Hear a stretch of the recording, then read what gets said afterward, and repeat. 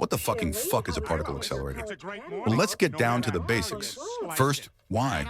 Particle accelerators have aided in many different discoveries in many different fields, such as medical imaging, radiation therapy for cancer, as well as sterilization and proton therapy.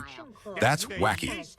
In addition, it has helped scientists and researchers across the globe to understand the components of atoms, conditions around a trillionth of a second after the Big Bang, theory, haha, bazinga, and so much more. There are two main types of accelerators.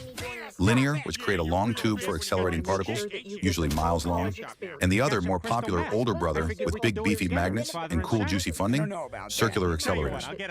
In accelerators, the main design is based on using superconducting electromagnets to help focus particles along the circular track so that they stay centered and moving along the designated path.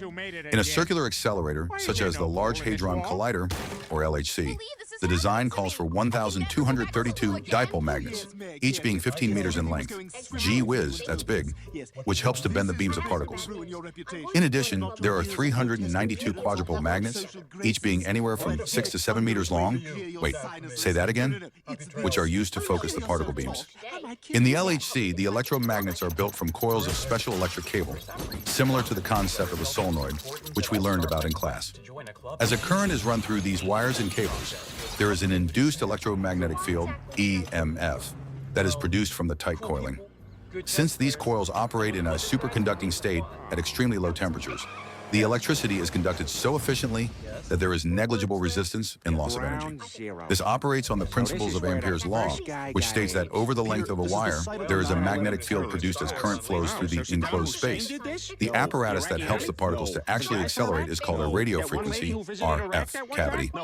Particles, such as protons and heavy ion nuclei, are injected into these mechanisms, which upon reaching the cavities, receive an electrical impulse that accelerates the bunch forward. In the LHC, 16 RF cavities are housed in 4 cryomodules, which is a fancy term for saying it makes the chamber really freaking cold to allow for superconductivity. We're talking colder than your mother's heart and more abrasive than your father's stare of disappointment after you tell him you got another 23 on your exam. One thing to note about the tubes that these particles run through is that they are very cold. Colder than the vacuum of space at about negative 271.3 degrees Celsius or 1.85 Kelvin.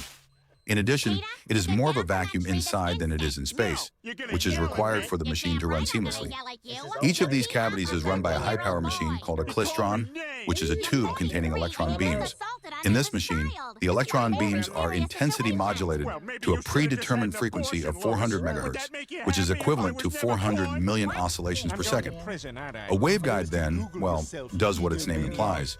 It guides the energy of the waves of the klystron to the cavity. The cavity, whose shape has been specifically designed for this purpose, achieves resonance upon attaining this energy and builds it up to a maximum voltage of 2 megavolts, or 16 megavolts per beam.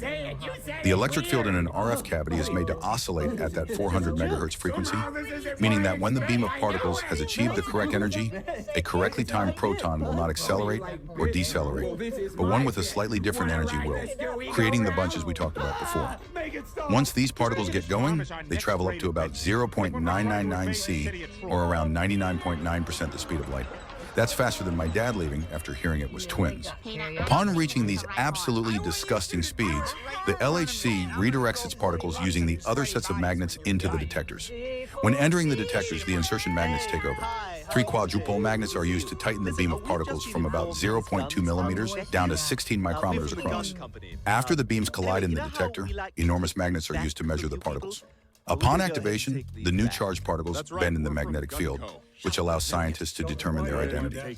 These experiments led to the discovery of the elementary particles, the quarks and antiquarks, as well as the bosons, including the elusive and revolutionary Higgs-Boson. They're gone. You can talk normal now. You're so funny.